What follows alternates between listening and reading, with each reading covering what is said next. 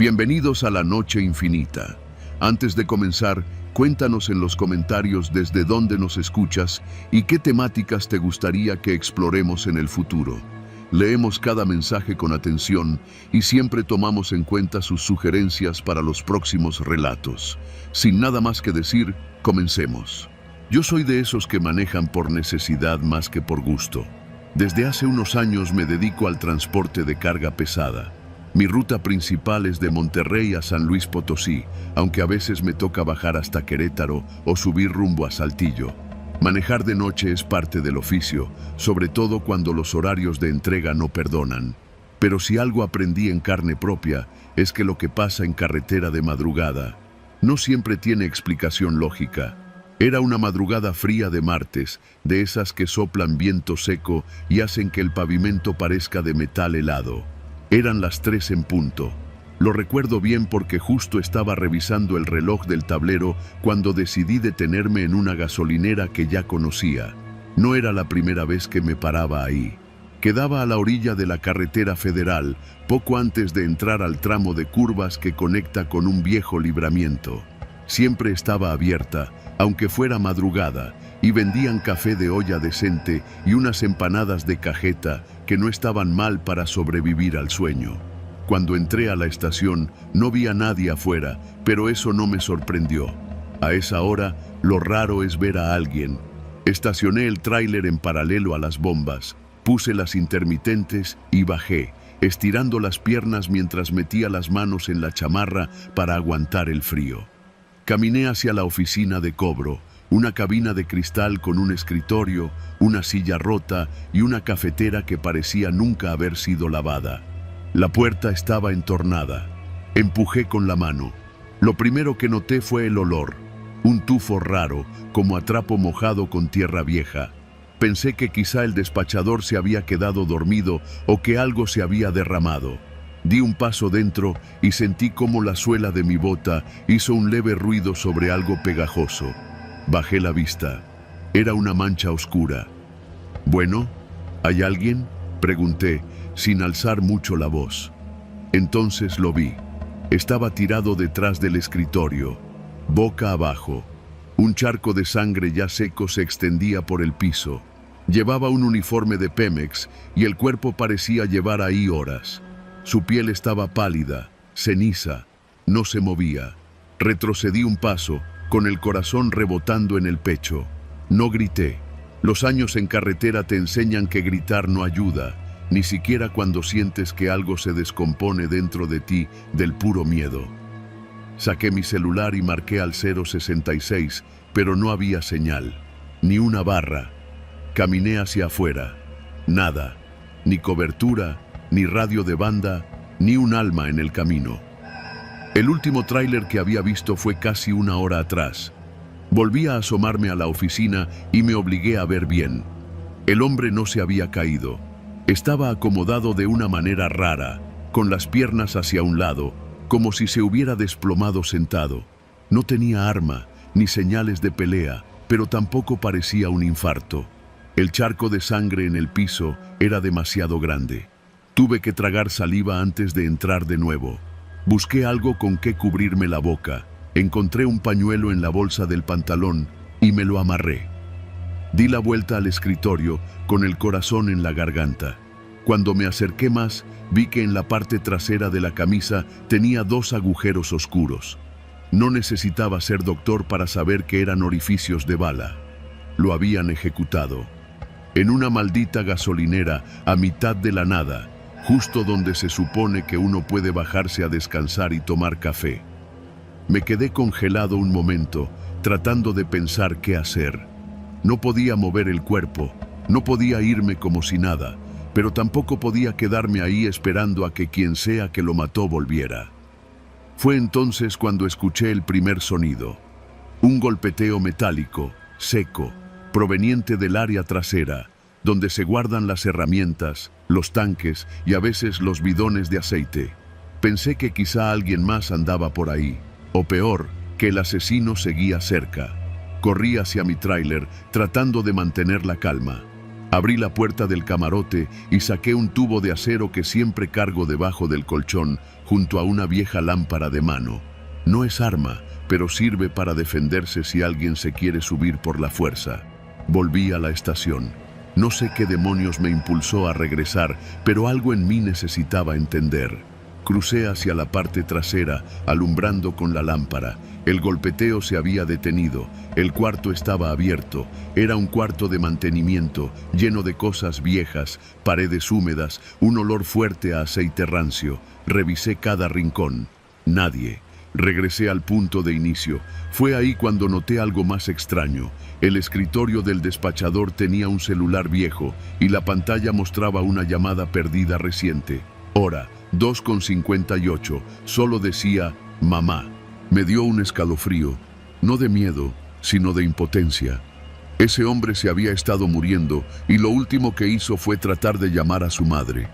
Me senté en la banqueta frente a la bomba 1, aún con el tubo en la mano. Necesitaba pensar. Algo me decía que debía largarme, pero otra parte me decía que no podía dejarlo ahí tirado como perro. Nadie merece eso. Pasaron quizá 10 minutos cuando escuché un motor. Al principio me alegré. Un coche venía por la carretera. Me levanté rápido, agité la lámpara. Era una camioneta blanca, sin placas delanteras. Se acercó despacio, demasiado despacio. Se detuvo justo al frente de la estación, a unos 15 metros. Los vidrios polarizados no me dejaban ver bien, pero distinguí dos siluetas al frente. No bajaron, solo se quedaron ahí, con el motor encendido. Me dio una corazonada horrible.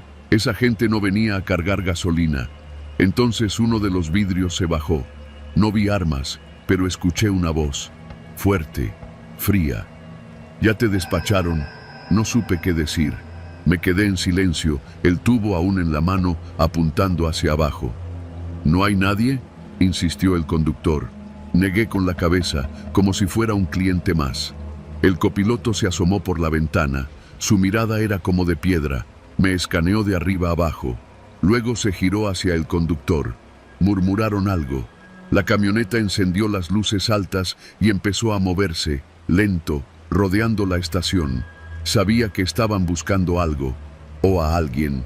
Me agaché tras una bomba, esperando no hacer ruido. Apagué la lámpara. El corazón me retumbaba como tambor de guerra. Escuché cómo la camioneta dio vuelta detrás del edificio. Luego silencio. No sabía si esperarlos o correr. Opté por la segunda. Me levanté de golpe y corrí hacia el tráiler. Apenas puse la llave en el encendido, vi la camioneta reaparecer por el retrovisor. Venía directo hacia mí. Giré la llave. El motor rugió. Metí reversa y luego primera. Aceleré como si me llevaran los diablos. Tomé la carretera sin mirar atrás, sintiendo el traqueteo del tráiler como un escudo. Conduje durante casi 40 minutos sin detenerme, hasta que vi otra estación, más chica. Ya había luz. Un coche de la Guardia Nacional estaba estacionado a un lado. Paré ahí. Me bajé con las piernas temblando. Me acerqué a los oficiales y conté todo. Me escucharon con atención. Uno de ellos asintió y pidió refuerzos por radio. Luego me ofrecieron agua. Me quedé ahí, esperando noticias. Horas más tarde, supe que encontraron el cuerpo del despachador. Confirmaron lo que sospechaba, 2 disparos en la espalda. Y la estación había sido robada, casi 50,000 pesos, según el reporte. Pero lo raro fue que no había cámaras, ni testigos. Nadie más pasó por ahí en toda la madrugada. Dijeron que tuve suerte, que quizás si no me detenía tan pronto o si los alcanzaba mientras robaban, no estaría contando esto. Desde esa noche ya no me detengo en estaciones solitarias. Prefiero aguantarme o perder tiempo. Ya no me da miedo lo paranormal, me da miedo la gente. Y cada vez que alguien me pregunta por qué manejo armado con un tubo de acero bajo el asiento, les cuento lo que vi aquella madrugada. Y cómo estuve a nada de convertirme en un bulto más en el piso frío de una oficina solitaria.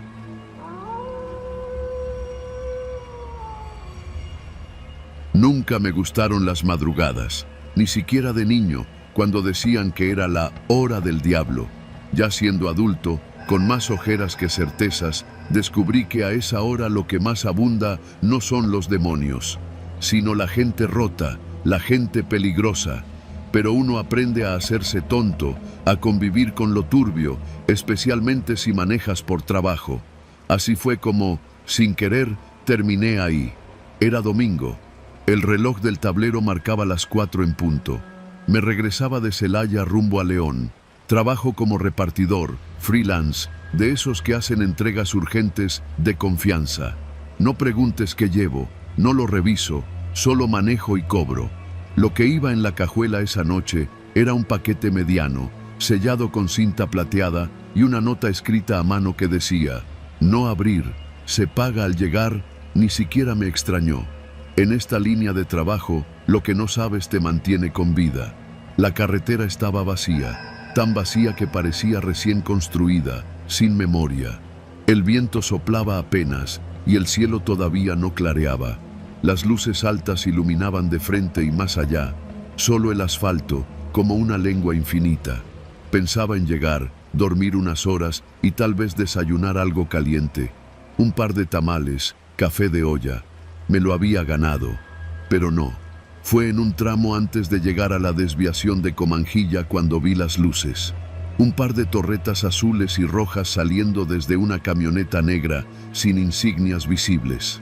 Me orillé, porque uno no se pone valiente a esas horas y menos en esa zona. Bajé la velocidad y puse las intermitentes. La patrulla se colocó detrás de mí, sin adelantarme. Entonces, una voz chillona salió por altavoz. Conductor del Versa blanco, oríllese más y apague el motor, baje del vehículo. Pensé en hacerme el dormido o seguir avanzando, pero ya era tarde. La camioneta me bloqueaba y de inmediato 2 figuras bajaron de ella. Traían uniformes negros, chalecos antibalas con letras bordadas que apenas distinguía y gorra. Pero lo que me hizo sudar frío fue ver el escudo en su brazo. Decía Policía Estatal de Caminos, un logo que reconocí de inmediato. Ese cuerpo de seguridad había dejado de operar hace más de 8 años en todo Guanajuato. ¿Por qué usaban ese uniforme? Bajé la ventana, solo unos centímetros. ¿Qué sucede, oficial? El que se acercó era un hombre alto, de unos 50 años, piel morena curtida por el sol y bigote de militar retirado. Me apuntó con una lámpara en la cara y luego bajó la intensidad. Revise su documentación, trae placas alteradas, dijo sin mirarme, con voz seca. ¿Alteradas? No, mire, aquí está la tarjeta de circulación. Bájese del vehículo, interrumpió el otro, uno más joven, con voz rasposa y un acento que no supe ubicar. Estaba parado del otro lado de la carretera, vigilando que no viniera nadie. Ni un coche, ni un alma. Algo no cuadraba. El uniforme era viejo, desgastado, casi de museo, y sus botas no eran reglamentarias. Uno traía las agujetas rotas y el otro unos tenis negros bajo los pantalones. No traían radio, no traían cámara, no traían nada más que actitud. ¿Puedo saber qué dependencia representan?, pregunté, forzando la voz para que sonara firme. El mayor chasqueó la lengua. ¿Nos vas a poner difíciles las cosas, amigo? Puso una mano sobre la puerta y la otra sobre la cangurera que tenía al pecho. No traía arma visible, pero algo en la rigidez de su postura me dijo que no estaba para juegos. No, está bien, me bajo. Apagué el motor, dejé el celular en la guantera y bajé con las manos a la vista. El mayor me hizo caminar hasta la parte trasera del coche. Su compañero se acercó a la cajuela y la golpeó con los nudillos. ¿Qué llevas aquí? Un paquete. Es de mensajería. Entrega rápida. ¿Ya lo abriste? No, no puedo. ¿Seguro? Me pagan por no hacerlo. Hubo un silencio denso. El mayor me miró un momento. Vi su mirada y sentí algo en ella. Como si ya supiera lo que llevaba, o como si estuviera evaluando cuánto valía mi vida en ese instante. Vamos a revisar la cajuela. ¿Tienen orden? ¿Tú crees que esta carretera funciona con órdenes? Levantó la tapa de un golpe. El paquete seguía ahí, inmóvil, con la cinta plateada. El joven lo miró de reojo y silbó. ¿Lo ves? Te dije que era de los buenos. Este tipo no es chofer, es mula. ¿Qué dijiste? Cállate, me respondió el mayor sin siquiera alzar la voz.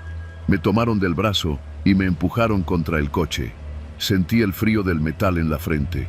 Me revisaron los bolsillos, me quitaron la cartera. Luego el joven entró al carro y sacó mi celular. Lo apagó de inmediato. ¿Quién te contrató? No sé, me mandan los datos por Telegram. Yo solo entrego. El mayor sacó un pequeño radio viejo. No tenía marca, solo ruido estático. Aquí, Bravo 1, tenemos al sujeto. Confirme ubicación. Solo se escuchó ruido. Repito, aquí, Bravo 1, confirme ubicación. Nada. Silencio. ¿Ven? Les dije que esta frecuencia ya no se usa, dijo el joven con tono de burla. El mayor suspiró. Caminó un poco hacia el monte, como buscando señal.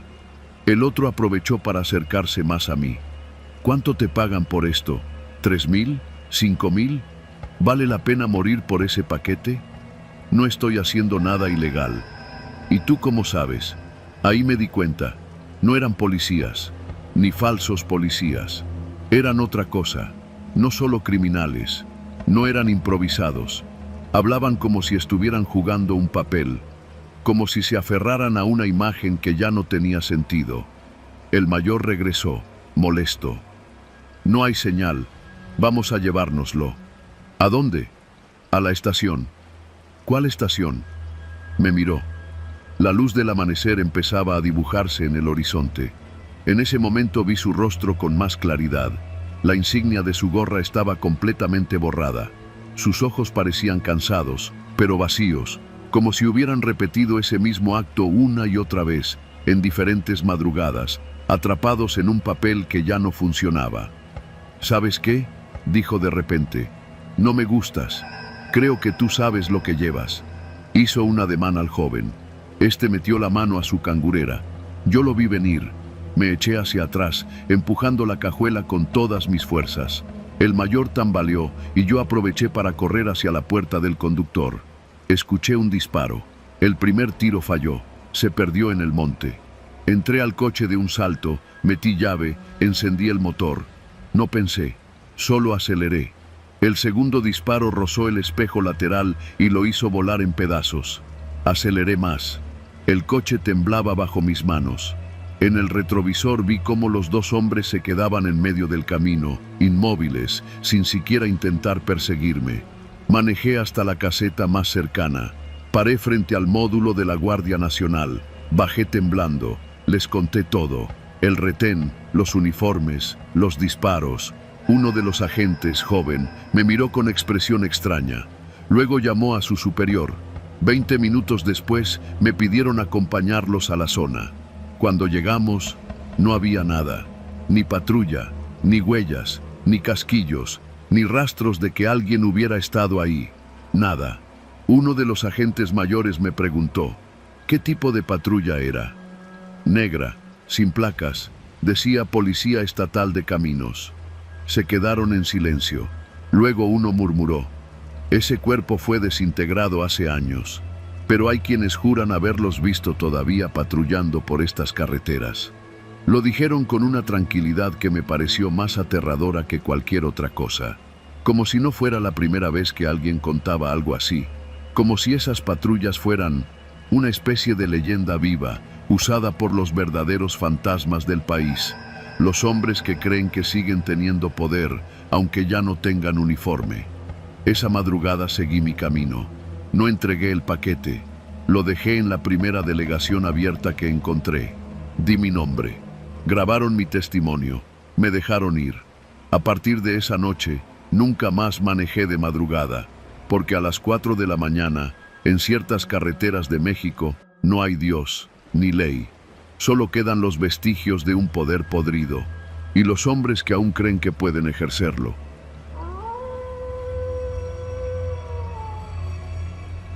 A esa hora, la ciudad parecía otra. Eran poco más de las 2 de la mañana cuando decidí bajarme del camión que venía de Tlalpan, justo antes de que girara hacia su última parada. No era algo que hiciera seguido, pero ese día la ruta había estado bloqueada más adelante, por una obra eterna que ya ni los vecinos creían que fueran a terminar. Así que caminé unas cuadras, con la cabeza medio adormilada y el cuerpo exigiendo cama, hasta encontrar el puente peatonal que cruza sobre Avenida Insurgentes, a la altura de una clínica del IMSS. Un puente largo, angosto, sucio, con las láminas del techo vibrando por el viento y la luz de los faroles apenas suficiente para ver tus propios pies. No había un alma. La ciudad, que por el día es un caos de claxon y gritos, a esas horas se vuelve un lugar deshabitado. Sentía que si gritaba, el eco me contestaría, pero nadie más lo haría. Crucé el primer tramo del puente con paso firme, como si eso fuera a protegerme de cualquier peligro. Siempre he creído que los puentes peatonales son más peligrosos que útiles. Uno se convierte en un blanco fácil allá arriba, con el ruido de los carros tapando cualquier grito. Cuando iba a la mitad del puente, pasó algo. Algo tan sutil que, si no hubiera estado tan en silencio todo, probablemente no lo habría notado. Fue un sonido simple, un paso, no uno mío, sino otro, desde abajo. Me detuve. El silencio volvió, denso como una cobija húmeda. Volví a caminar, ahora un poco más lento, atento. Y otra vez, un paso abajo, justo después del mío. No era un coche, no era una bolsa movida por el aire. Era un paso humano, preciso, con ritmo, como un eco, pero no en el aire. Un eco en el suelo. Cada paso que yo daba se repetía allá abajo, con apenas un segundo de diferencia, sin fallar ni una vez. Me quedé inmóvil, escuché, nada. Caminé un par de pasos más y otra vez, tap, tap. Sentí que el estómago se me apretaba. No podía ver hacia abajo con claridad por las barandillas altas del puente, ni quería asomarme demasiado. Uno sabe que, en esta ciudad, es mejor no ser curioso. Pero el cuerpo reacciona antes que la lógica, y me vi caminando de puntas, lento, como si eso fuera a romper el patrón. Y lo hizo. Por un momento no escuché nada. Di otro paso, esta vez con fuerza, como queriendo provocar, y allá abajo, tap. Exactamente después. Me quedé quieto, ahora con el corazón bombeando como si hubiera corrido 10 cuadras. El sudor me resbalaba por la espalda, a pesar del aire frío. Me acerqué al barandal, con una mezcla de miedo e impulso, y miré hacia abajo. Nada, ni una silueta, ni un movimiento, ni un carro pasando. Solo el asfalto mojado reflejando las luces de los postes y ese silencio pesado que parece que te ve, que se mete por tus orejas y te aprieta el cráneo. Volteé hacia el otro extremo del puente. Me faltaban unos 5 metros para llegar al final. Pensé en correr, en bajar de un salto, en lo que fuera, pero algo me hizo dar un paso más. Y otra vez, ese sonido. Pero esta vez, no fue uno, fueron dos pasos, justo después de los míos. No sé por qué fue eso lo que me hizo temblar. Tal vez porque significaba que no era una sola persona la que imitaba mis movimientos. Alguien más se había sumado. No podía más. Me lancé a correr, sin mirar atrás. Bajé las escaleras del otro lado del puente casi de un brinco, los pies golpeando los escalones metálicos con fuerza, el eco de mis pisadas resonando con violencia. Cuando toqué el suelo, el sonido se detuvo. Giré de golpe. Nada. El puente vacío. Como si yo hubiera sido el único en cruzarlo. Miré hacia el otro lado. Nada tampoco. Me quedé ahí, sin saber si reír, gritar o vomitar. Saqué el celular para llamar a alguien, a quien fuera. Pero la pantalla estaba en negro, sin batería. Chingada madre, dije en voz baja, y mi voz rebotó entre las paredes de concreto como si no quisiera irse. Tomé aire, me sequé la cara con la manga del suéter y seguí caminando. La banqueta era angosta, flanqueada por una reja oxidada y una pared grafiteada con nombres que ya nadie recordaba. A los pocos pasos, escuché algo más. Pasos. Otra vez. Pero ahora venían detrás de mí. No eran los míos. Eran otros. Rápidos. Cercanos. No esperé. Corrí. Corrí sin ver atrás, escuchando cómo los pasos se multiplicaban detrás de mí, como si algo invisible se deslizara por el asfalto persiguiéndome. Crucé una calle sin mirar, escuché un claxon lejano, un perro ladrando, y corrí. Me metí a un Oxxo que encontré abierto en la esquina. El cajero, un chavo flaco con ojeras profundas, me miró con desconfianza. ¿Todo bien, jefe? ¿Tienes baño?, pregunté sin aliento. No está para clientes. Me apoyé en el mostrador. Las luces del interior me tranquilizaron un poco. Por primera vez en muchos minutos, no escuchaba nada extraño.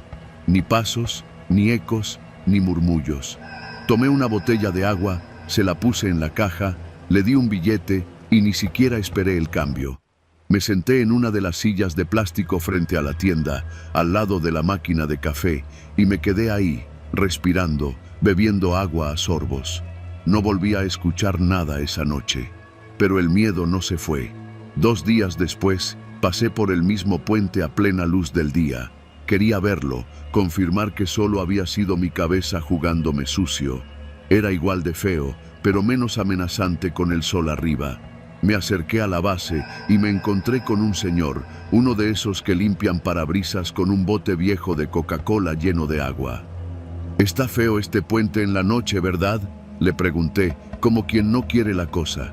El señor me miró con los ojos entrecerrados y luego escupió hacia un lado. «A cada rato vienen a preguntar por ese puente. Pasa seguido». «¿Qué pasa?». «Gente que dice que lo siguen, o que escuchan pasos que no son suyos. Unos dicen que es el eco, otros que es la cabeza. Pero mire, a las 2 de la mañana, si escucha algo, mejor ni voltee, y no deje de caminar». ¿Por qué? Porque a veces, el que escucha, ya no cruza. Desde entonces, evito los puentes peatonales. No me importa si tengo que caminar más, no me importa si hay tráfico, si es más peligroso cruzar la calle. No me vuelvo a subir a uno, especialmente de noche. Porque aunque no volví a escuchar esos pasos, todas las noches, al llegar a casa y quedarme solo en mi cuarto, con el silencio apretando los muros, juro por Dios que siento que algo me sigue, que al dar un paso en la cocina hay otro en el pasillo, que al girar no hay nadie. Pero lo había. Lo peor no fue el miedo de esa noche. Lo peor es saber que algo allá abajo aún camina detrás de mí, que me aprendió, que me sigue y que algún día me va a alcanzar.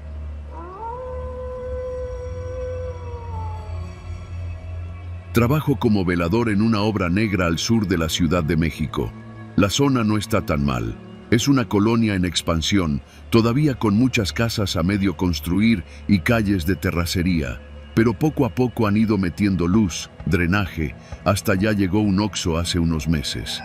La constructora me contrató para cuidar el terreno durante la noche porque en varias ocasiones se metieron a robar herramientas. Mi turno es desde las 8 de la noche hasta las 6 de la mañana. Mi rutina era siempre la misma. Llegaba a la caseta, me acomodaba en el catre, calentaba un café en mi resistencia casera y me ponía a escuchar música en el celular hasta que el sueño me ganaba. Pero no dormía profundamente. Uno aprende a mantener un ojo entreabierto, a identificar los sonidos de los gatos que rondan, de los chavos que pasan en moto, de los albañiles que llegan antes del amanecer para sacar agua de la pipa. Pero esa noche fue diferente. Eran las 3:15. Lo recuerdo perfectamente porque acababa de ver el reloj del celular antes de apagar la música. Lo hice porque escuché algo raro. Un golpe seco, pero fuerte, como si hubieran tirado una tabla contra el suelo. Pensé que quizá alguien se había metido. No sería la primera vez que los malandros de la zona intentaban llevarse varilla o costales de cemento. Tomé la lámpara, me puse los zapatos y salí en silencio, sin encender nada más que el foco rojo de la entrada. Afuera, el aire estaba frío y olía a polvo. El tipo de polvo seco que se mezcla con el cemento viejo. Crucé la zona de varillas y llegué hasta los castillos de la planta baja. No había nadie. Seguí avanzando hacia la parte trasera de la obra, donde estaban los tambos vacíos y un par de bultos de grava. Fue entonces que vi la silueta. No era un animal ni un indigente, era claramente una persona, agachada, haciendo algo en el suelo. Me quedé congelado, no por miedo, sino por la sorpresa de que alguien se hubiera metido tan profundo sin hacer más ruido. Iba a gritar, pero decidí observar primero. Acerqué la lámpara con cuidado, sin hacer ruido, y entonces lo vi. Había dos personas. Una sostenía una lámpara portátil de esas que usan los mecánicos. La otra, agachada, estaba haciendo algo con un cuchillo, o más bien, con una sierra. Lo entendí por el sonido, ese rechinido que solo puede salir del metal raspando hueso. Mi estómago se apretó. En el suelo había un cuerpo. Lo estaban desmembrando. Tragué saliva. Lo primero que pensé fue en retroceder, correr a la caseta, llamar a la policía. Pero apenas me giré para volver, sentí que algo me tocaba el hombro. Un hombre con pasamontañas estaba justo detrás de mí, con un machete en la mano. «Quietecito, carnal», me dijo con una voz tranquila, casi condescendiente. «Si no haces ruido, no te pasa nada». Quise decir algo, pero no me salió la voz. El tipo me empujó con cuidado hacia la zona donde estaban los otros dos. Al verme, uno de ellos se acercó. Llevaba guantes quirúrgicos y una mochila táctica. No parecía nervioso. Se notaba que sabía lo que estaba haciendo. «¿Es el velador?», preguntó el del machete. «Sí, pero no gritó ni hizo desmadre», respondió el otro, mientras guardaba algo en una hielera de unicel. El tipo de la mochila se me quedó viendo un momento y luego dijo algo que jamás voy a olvidar. «No queremos problemas contigo. Solo venimos a terminar el encargo. Te quedas aquí callado 1 hora y media y no pasa nada». «¿Sí?», asentí. Ni loco iba a ponerme de valiente. Uno de ellos me hizo sentarme en un bulto de cemento. Desde ahí, aunque no quería mirar, alcancé a ver todo. El cuerpo estaba casi completamente desnudo. Era un hombre, y por el tatuaje en la espalda me di cuenta de que probablemente era alguien de un grupo criminal. No diré cuál, pero el símbolo era claro. Usaban cuchillos quirúrgicos, pinzas, sierras eléctricas pequeñas. Cada parte que separaban la envolvían con cuidado en bolsas negras. Trabajaban con precisión. No era un crimen improvisado, esto era quirúrgico, profesional. No hablaban entre ellos, solo se pasaban las herramientas con gestos, como si fueran un equipo médico en una sala de operaciones. El silencio era lo peor. Solo se escuchaban los pasos sobre el cascajo y el leve zumbido de la lámpara portátil. Yo temblaba, pero hacía un esfuerzo por parecer tranquilo. Uno de ellos, el más joven, me ofreció un cigarro. Lo tomé sin decir nada. Me lo encendió. Me temblaban tanto las manos que apenas podía sostenerlo. «Esto no es contigo, jefe», me dijo. «Ya casi acabamos». Y así fue. Después de casi 1 hora, metieron las bolsas en un costal grande y las cargaron en una camioneta que entró por la parte trasera del terreno. El conductor nunca se bajó. Solo encendió la luz interior por unos segundos. Su rostro no se veía, pero usaba pasamontañas como los otros. Antes de irse, el líder se acercó a mí. «Gracias por cooperar. Aquí no pasó nada. Lo que viste, te lo llevas a la tumba. Si mañana quieres renunciar a este trabajo, hazlo. Nadie te va a molestar. Pero si hablas, aunque sea a un compadre, no te va a ir bien». Me entregó un sobre manila. Lo tomé con manos temblorosas. «Para que no salgas perdiendo», dijo, y se fueron. Me quedé ahí, sentado, sin moverme. El cigarro ya se me había consumido hasta quemarme los dedos. No lloré, no grité, solo traté de respirar. Al amanecer, cuando llegaron los albañiles, actué como si nada. Les dije que me había desvelado viendo videos en el celular. Nadie notó nada raro. Bueno, uno de ellos sí comentó que el lugar olía raro, como a carne vieja, pero yo fingí no escucharlo. Ese mismo día renuncié. Entregué las llaves, firmé mi salida y me fui. No le conté nada a nadie, ni a mi esposa. Solo agarré el dinero del sobre. Eran varios billetes de 1000, no los conté. Y desaparecí de esa zona, hasta hoy. Porque aunque ya pasó tiempo, hay noches en que despierto exactamente a las 3:15. siempre a esa hora, como si algo me llamara de nuevo a esa obra. Y no he vuelto a trabajar de velador.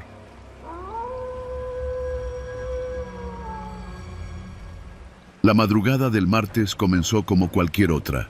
El calor se colaba por las rendijas de mi casa, en la colonia El Rosario, al norte de la Ciudad de México. A esas horas, el silencio de la calle era apenas interrumpido por el ladrido lejano de algún perro o el ruido de un microbús madrugador. Estaba despierto desde antes de que sonara mi alarma. Siempre me pasaba cuando dormía solo. Me había acostumbrado a escuchar los sonidos de la casa, por si acaso. Eran las 5 de la mañana. Lo sé porque el reloj digital de mi recámara parpadeaba en rojo, justo antes de que los 5 golpes retumbaran contra mi puerta. Golpes secos, uno tras otro. Nada de timbre, nada de un ¿hay alguien? Solo eso. Golpes con los nudillos o con algo pesado. Me senté en la cama, con el estómago apretado. No tengo familia cercana y mis vecinos, bueno, los saludo y ya. Nadie viene a mi casa sin avisar. Me puse una camiseta y caminé descalzo hasta la sala. La luz del farol del poste entraba por la ventana y me permitía ver la silueta de alguien parado frente a la puerta. Era un hombre alto, ancho de espalda. Lo reconocí enseguida. Era Rogelio, el vecino de al lado, mismo que arreglaba motos, que vendía refacciones desde su cochera, el que a veces organizaba borracheras con música a todo volumen, pero que nunca se metía con nadie. Era un tipo de pocas palabras, pero con presencia. Un cabrón serio. «Ábreme, por favor», dijo. Su voz sonaba ronca, forzada. Noté entonces que tenía algo en la mano. Me acerqué más, entrecerrando los ojos. Era un cuchillo de cocina, grande, de esos con mango de plástico blanco. El filo estaba completamente rojo, goteando sangre fresca. «No te voy a hacer nada. Déjame pasar», repitió. Me quedé inmóvil. El aire se volvió espeso. Podía escuchar mi propio corazón martillando en el pecho. La puerta tenía seguro, sí, pero también una cerradura vieja. Rogelio podría tirarla con un solo empujón si quisiera. «¿Estás herido?», pregunté, más por reflejo que por otra cosa. «No, pero necesito esconderme. No hay tiempo. Ábreme, por favor». Vi sus ojos. No parecían los del tipo que se descontrola en una peda. No estaban rojos, ni dilatados, ni con esa mirada ida de quien se metió algo. Number. Estaban aterrados. «¿Qué pasó, Rogelio?». Él bajó la mirada por un segundo. El cuchillo temblaba en su mano. Noté entonces que no era solo sangre. Había trocitos de algo pegados al filo. Carne, pelo. Dios. «Lo maté. Creo que lo maté». Un escalofrío seco me paralizó. «¿A quién?». «A Luis», dijo sin mirarme. «Mi cuñado». Me alejé un paso de la puerta. Luis vivía con él desde hacía unos meses. Un tipo más joven, de sonrisa fácil. Nunca me cayó mal. Lo había visto la semana pasada, lavando la moto en la banqueta. «¿Por qué?». «No puedo hablar aquí. Necesito esconderme un rato. Por favor, güey, no tengo a dónde ir. Si me agarra la policía». Mi cabeza daba vueltas. Mi casa no era muy grande. Sala, cocina, 2 cuartos. Si lo dejaba entrar, estaría atrapado conmigo. Si no lo dejaba, ¿qué pasaba si se enojaba? Pensé rápido. Saqué el teléfono del buró. Sin desbloquearlo, marqué al 911. No le piqué a llamar, pero lo dejé listo por si tenía que hacerlo. «No puedo dejarte pasar, Rogelio». Él alzó la mirada. Por un instante vi cómo sus ojos se llenaban de furia. Apoyó la frente contra la puerta y respiró hondo. «Te lo estoy pidiendo bien, pero si no quieres, me voy». Retrocedió, aún con el cuchillo en la mano. Caminó hacia su casa. Desapareció por la puerta metálica oxidada de su cochera. Yo no me moví en 10 minutos. Solo escuchaba mi respiración. Cuando finalmente salí al porche, no había nadie en la calle, ni un alma. Volví a entrar y cerré con llave. Fui hasta la ventana y miré hacia su casa. Todo estaba en silencio. la cochera cerrada, las luces apagadas, pero el portón de rejas estaba entreabierto. Llamé a la policía. Me tomó un minuto explicarle al operador lo que acababa de pasar, que mi vecino había confesado haber asesinado a su cuñado, que tenía un cuchillo con sangre, que entró a su casa. Me dijeron que enviarían una patrulla. Mientras tanto, me quedé mirando su casa desde la mía. No sé por qué lo hice. Supongo que quería asegurarme de que no saliera corriendo, pero nunca salió. 30 minutos después, llegaron 2 patrullas y una ambulancia. Me hicieron repetir todo. Luego tocaron su puerta. Nadie respondió. Derribaron la entrada. Yo los observaba desde mi ventana, sin atreverme a salir. Uno de los policías salió con la cara pálida. Hizo una seña al otro, que llamó por radio. Minutos después, escuché una frase que todavía me da vueltas. Tenemos un cuerpo, posible decapitación. El sospechoso no está. No supe en qué momento me senté en el suelo. Me preguntaron si había visto a Rogelio salir. Les dije que no. Me mostraron una foto de Luis. Asentí. Me dieron las gracias y se fueron casa por casa, preguntando a los vecinos. Pasaron horas. El sol ya había salido. Entonces tocaron a mi puerta de nuevo. Era una patrulla distinta. Me pidieron si podían revisar mi casa. Dije que sí. Buscaron en el baño, bajo la cama, en la cocina. Nada. Hasta que uno de ellos abrió el closet del cuarto de las visitas. Y ahí estaba Rogelio, sentado en el suelo, con las manos llenas de sangre seca, sin el cuchillo, temblando. No opuso resistencia. Solo dijo una frase mientras lo esposaban. Solo quería pensar, saber si fue real, si de verdad lo maté. Esa noche no dormí. Días después me enteré de todo. Luis había estado abusando de la hermana de Rogelio, la misma que vive en Puebla. Ella lo había confesado por teléfono esa madrugada. Le dijo que Luis la amenazó con publicar unos videos íntimos si no le mandaba dinero. Ella no sabía qué hacer. Rogelio colgó y subió a su azotea a gritar. Los vecinos no oyeron. Luis sí, y fue a reclamarle. La discusión subió de tono. Se empujaron. Rogelio tomó el cuchillo de la cocina. Y lo demás, ya lo sabes. Rogelio se entregó. Le dieron una condena reducida por homicidio en estado de emoción violenta. Su hermana testificó.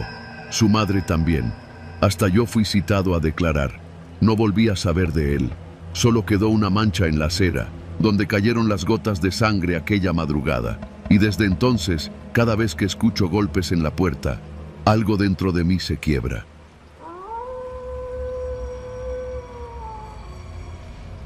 No sé qué me pareció buena idea parar ahí. Llevábamos poco más de 3 horas manejando desde Puebla, rumbo a Veracruz, cuando las luces del tablero empezaron a parpadear. El coche no estaba fallando, pero yo ya estaba harto, y Paula, mi novia, dormía con la cabeza recargada en la ventana. Pensé en seguir manejando hasta el amanecer, pero en cuanto vi el letrero azul con letras rojas que decían Motel Flamingos, televisión y agua caliente, decidí salir de la carretera.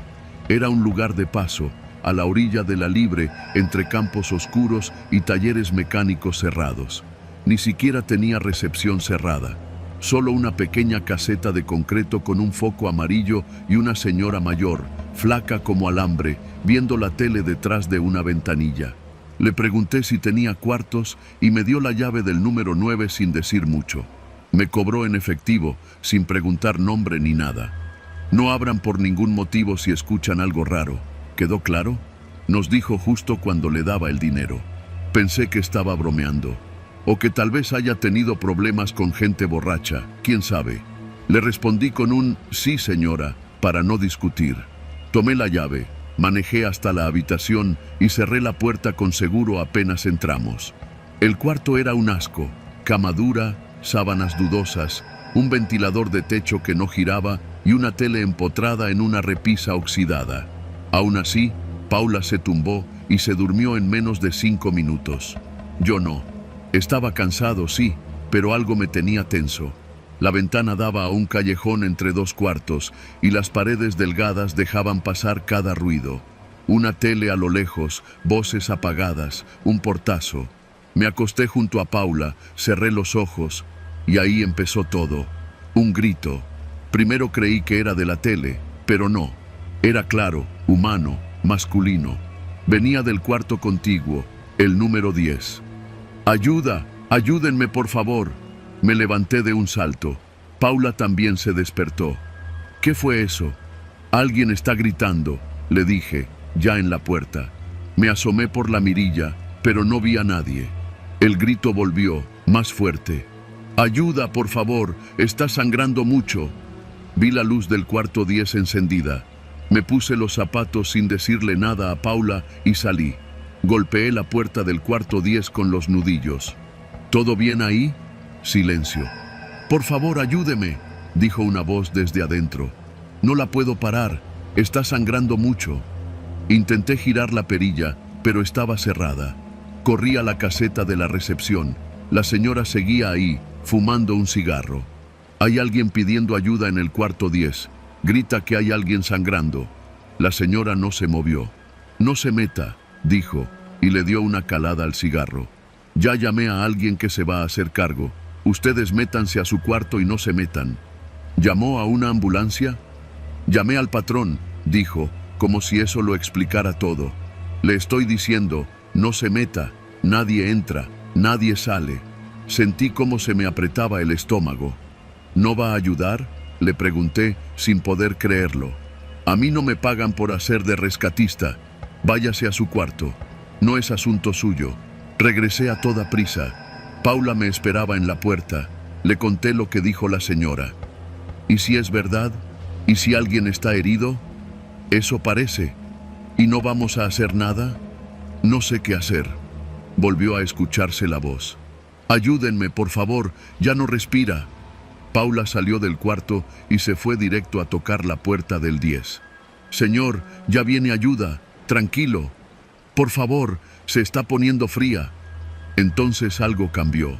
La voz que antes gritaba con desesperación, ahora sonaba diferente, como si fuera una imitación, como si alguien intentara sonar angustiado, pero sin lograrlo del todo.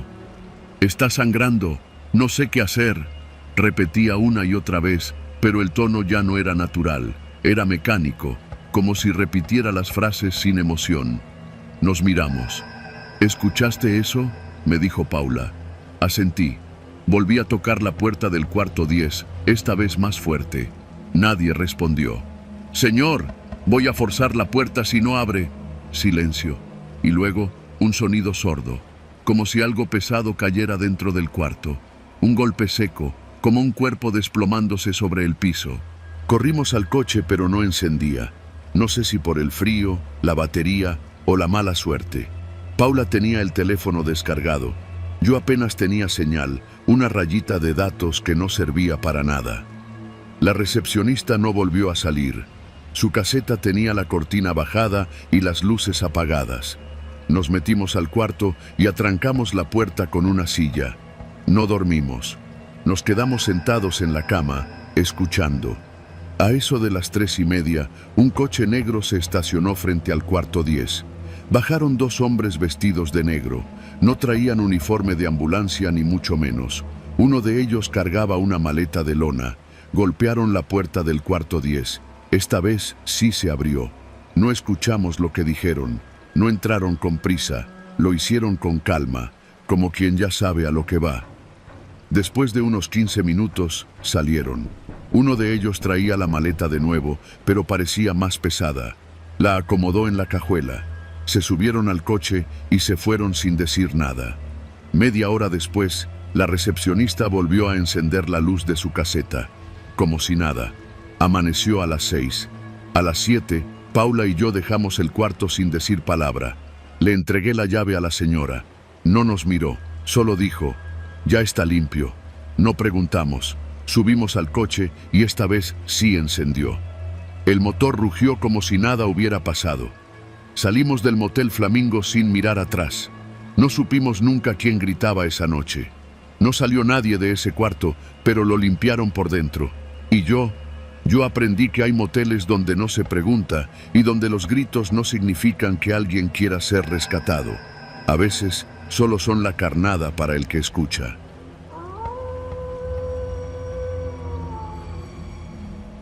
Yo nunca he sido de dormir bien. No sé si es ansiedad, estrés o simplemente mi cuerpo que se rehúsa a descansar como debería. Esa madrugada de martes, entre insomnio y un coraje atorado, decidí salir a comprar cigarros.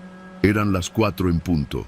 La colonia San Felipe de Jesús, en Gustavo A. Madero, estaba envuelta en esa calma artificial que solo existe entre semana. Ni un alma afuera, ni perros ladrando, todo apagado, menos mi necesidad. El Oxxo que quedaba a 6 cuadras ya no abría toda la noche como antes.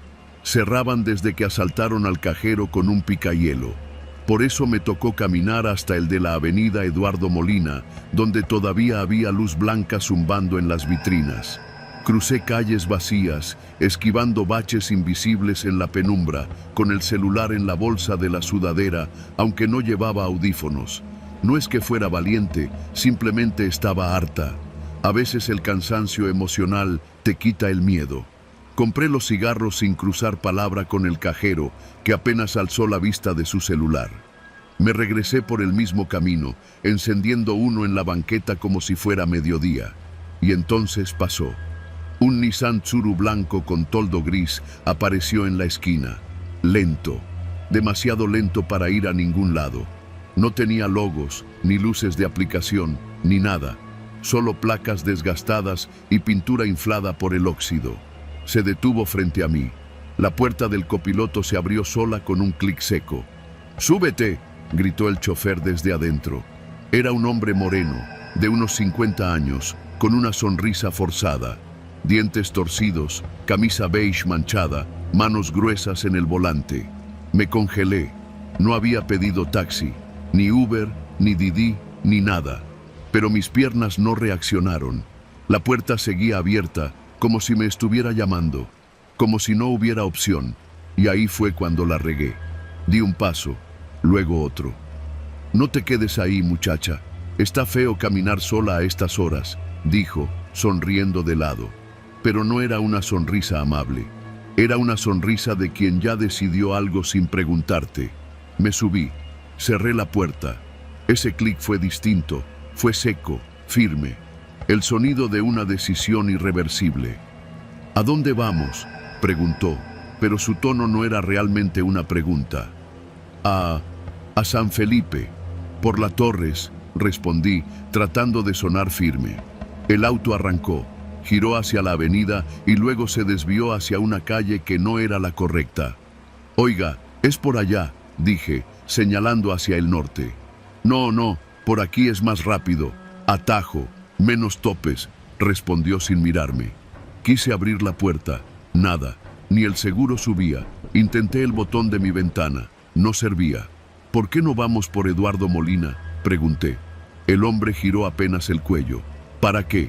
Si ya estás aquí, ya vas en camino, ¿no? No era lo que dijo, era cómo lo dijo, como si yo no tuviera derecho a protestar, como si hubiera entrado en un trato sin saberlo. Mi corazón empezó a golpear fuerte. No dije nada. Empecé a buscar la forma de sacar el celular sin que se diera cuenta. Pero él lo notó. Claro que lo notó. No vayas a llamar a nadie. Aquí no hay señal. Además, ¿quién va a contestar a esta hora?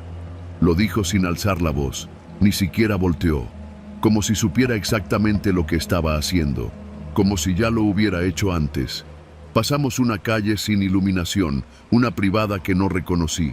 Luego otra. Casas con rejas oxidadas, portones cerrados, ningún poste funcionando. El reloj del tablero estaba apagado, el estéreo también. Solo se escuchaba el motor, el crujir de la suspensión y mi respiración. ¿Quién vive contigo?, preguntó de pronto. ¿Cómo dice? Digo, ¿siempre sales sola a estas horas? No es seguro. No respondí. Me apreté contra la puerta, como si eso sirviera de algo. Lo vi poner el seguro central. Ya estaban puestos, pero igual lo apretó, como para confirmar que yo escuchara. Mi esposo me está esperando, mentí. Ahorita me va a marcar. Siempre lo hace. El hombre rió. ¿Y por qué no te acompañó a comprar? ¿O no confía en ti? Sentí un vacío en el estómago. No sabía a dónde iba. Ya no conocía las calles. Era una zona de bodegas viejas, negocios con cortinas rayadas y banquetas rotas. No había nadie. ¿Y tus hijos? ¿Tienes hijos? Sí, 2, dije. Mentira. Qué bueno. Es importante dejar algo, ¿no? Que alguien se acuerde de uno. ¿Usted tiene hijos? El hombre soltó una risa áspera. Tuve. Se fueron, como todos. El silencio volvió a llenar el coche. Vi de reojo algo que me heló. En la parte inferior de la puerta del conductor había marcas, rayones, como si alguien hubiera tratado de salir a la fuerza. No era uno, eran varios, clavados, dispersos, uñas, tal vez. Mi boca se secó. ¿A dónde vamos?, pregunté, con voz más firme. Él no respondió. El auto giró hacia una calle sin salida, con bardas altas a los lados. Al fondo, un terreno baldío. ¡Me bajo!, grité. Le pegué al cristal, al seguro, a todo. Nada funcionó. Me lancé hacia él. Intenté jalarle el brazo, entonces frenó de golpe. «No hagas eso», dijo con un tono que no era grito, pero sí autoridad absoluta. «Te puedes lastimar». Me empujó contra el asiento con una sola mano, fuerte, como si me dijera, «Tú no mandas». Vi su cara por primera vez con detalle. Tenía una cicatriz en la sien, como un corte mal cerrado. Su mirada estaba ida, pero también decidida, como alguien que ya cruzó la línea y no piensa regresar. Entonces sonó mi celular. Él lo escuchó. Se tensó. «¿Quién es?» «Es mi esposo», mentí. «Si no contesto, va a salir a buscarme». El hombre bajó la mirada al tablero. Apretó los dientes. «Contéstale», dijo. «Pero dile que ya vas llegando». Lo tomé. Era Mariana, mi mejor amiga.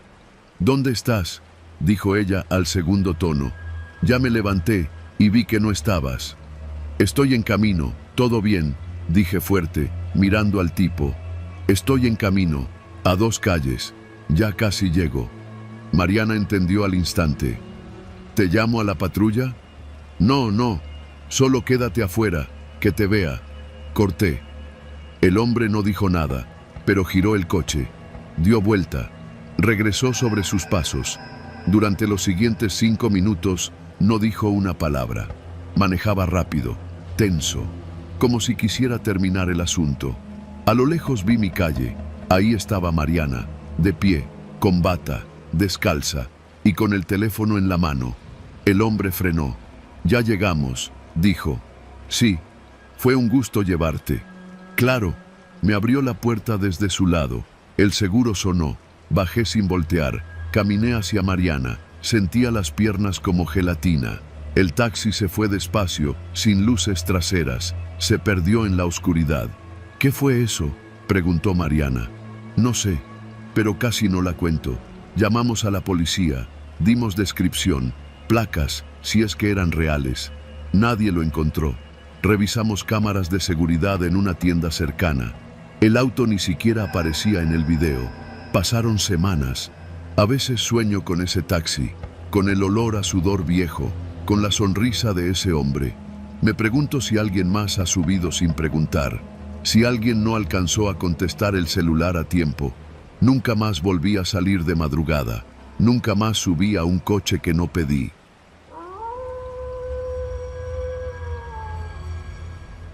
Trabajo como velador del Panteón Municipal de San Lorenzo Tezonco, en Iztapalapa. No es un cementerio grande, pero está activo, y por la zona en la que se encuentra siempre hay movimiento, incluso cuando no debería haberlo. Llevo ya 15 años trabajando ahí, de lunes a sábado, desde las 11 de la noche hasta las 7 de la mañana. Muchos me han preguntado si no me da miedo quedarme solo entre tumbas, y mi respuesta siempre es la misma. Yo no le tengo miedo a los muertos, le tengo miedo a los vivos. Cuando empecé, todavía había 2 vigilantes por turno, pero con el tiempo, por recortes o por negligencia, me dejaron solo. No me molestó. Uno se acostumbra al silencio, a los ruidos del viento colándose entre los cipreses, al crujido de la grava bajo tus propias botas. Te vuelves parte del paisaje. Lo que nunca me gustó Fueron las madrugadas de martes y viernes. Todo comenzó hace como 4 años. Una noche cualquiera, cerca de las 3, vi que entraba una camioneta negra por la entrada de servicio, esa que usamos para meter materiales o para los entierros grandes. Al principio pensé que era el personal de alguna funeraria retrasada, pero no había ningún sepelio programado para el día siguiente. Me acerqué a la reja, pero no me dio tiempo de decir nada. Un tipo ya se me había puesto enfrente. Traía una chaqueta de mezclilla y una gorra que le tapaba la cara. Sin saludarme, me dijo con voz seca: «Abre, nos dieron permiso». Me desconcertó. ¿Permiso de quién? ¿Quién les autorizó la entrada?, le pregunté, sin quitar la mano de la lámpara. El tipo solo alzó el teléfono y me mostró un mensaje. No me dejó leerlo completo, pero alcancé a distinguir el nombre del director del panteón. Era un mensaje corto: «Déjalos pasar. No preguntes nada». Me quedé helado. Abrí. Esa fue la primera vez. 3 hombres bajaron de la camioneta, todos vestidos de manera similar. Ropa negra, guantes, botas. Del área de carga sacaron 3 bolsas negras grandes, de esas como las que usan los recolectores de basura industrial. Pero estas no venían llenas de desperdicios. Pesaban, se notaba. Una se les cayó a medio camino y uno de los hombres le gritó al otro que la levantara con cuidado. Yo solo observé desde lejos. Cruzaron entre las tumbas como si ya supieran a dónde ir. Tomaron hacia la sección más antigua, donde están los nichos abandonados y los sepulcros sin nombre, muchos con más tierra que lápida. Se perdieron entre las sombras y por un rato no escuché nada, hasta que comenzó el ruido de la pala golpeando la tierra seca. Estuvieron ahí por más de 1 hora. Luego salieron sin decir palabra. Subieron a la camioneta y se fueron. Ni un saludo, ni una explicación. Solo el rechinar de llantas sobre la grava y el eco de la compuerta cerrándose con violencia. Al día siguiente le pregunté al director, pero fingió no saber de qué hablaba. ¿Camionetas? ¿En la madrugada? No, nadie ha pedido acceso fuera de horario. Lo dejé pasar.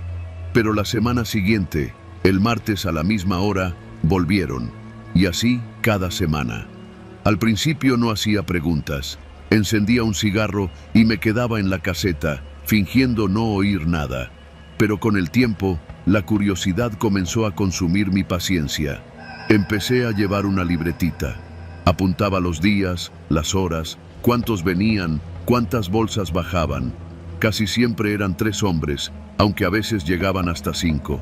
Siempre la misma camioneta, aunque una vez vinieron en 2. Las bolsas negras, sin excepción.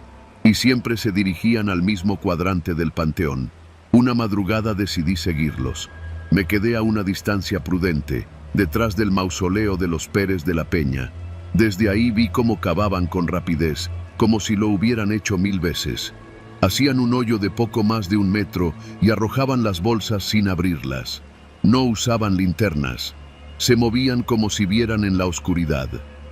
Esa noche escuché algo que me quitó el sueño por semanas. Cuando uno de ellos lanzó la bolsa al hoyo, se escuchó un quejido, no un sonido de plástico o de cosas inertes. Number. Era un gemido humano, sofocado, como el de alguien que intenta gritar con la boca tapada. El tipo solo dijo: «Ya va a dejar de llorar, no le falta mucho». Después, arrojó la tierra encima como si fuera cualquier cosa. Desde entonces supe que no estaban enterrando basura, pero no hice nada. ¿Y qué podía hacer? ¿Denunciar? ¿A quién? ¿A los mismos que mandaban esos mensajes con órdenes desde arriba? ¿A los que usaban el panteón como tiradero clandestino de cuerpos humanos? Porque eso es lo que es, un cementerio ilegal dentro del cementerio. Y yo soy su vigilante. Un viernes me atreví a preguntarle al tipo de la chaqueta: «¿Por qué siempre aquí?». Me miró por primera vez en años. No dijo nada por varios segundos. Luego sonrió con una mueca torcida y me contestó: «Porque aquí nadie hace preguntas, ni tú». Y tenía razón. No hice más preguntas. Pero las respuestas no tardaron en llegar solas. Una tarde, durante una visita escolar, una niña se separó del grupo y terminó en la sección vieja. La encontraron parada sobre una tumba reciente, llorando, diciendo que un señor abajo le hablaba, que pedía ayuda. El maestro pensó que era imaginación, pero cuando revisamos el área, la tierra aún estaba removida, como si la hubieran cavado apenas la noche anterior.